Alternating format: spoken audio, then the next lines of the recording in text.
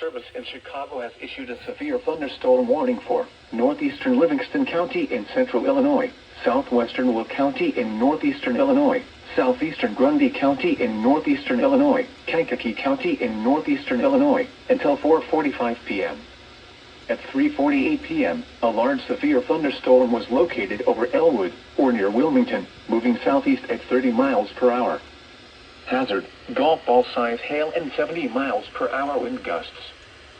Source, radar indicated. Impact, people and animals outdoors will be injured. Expect hail damage to roofs, siding, windows, and vehicles. Expect considerable tree damage. Wind damage is also likely to mobile homes, roofs, and outbuildings. Locations impacted include Joliet, Kankakee, Lockport, New Lenox, Bourbonnais, Frankfort, Bradley, Manteno, Braidwood, Wilmington, Coal City, Dwight, Peatone, Herscher, Crest Hill, Manhattan, Ingalls Park, Diamond, Limestone, Gardner, Lakewood Shores, St. Anne, Chavance, Mazon, and Braceville. Remain alert for a possible tornado.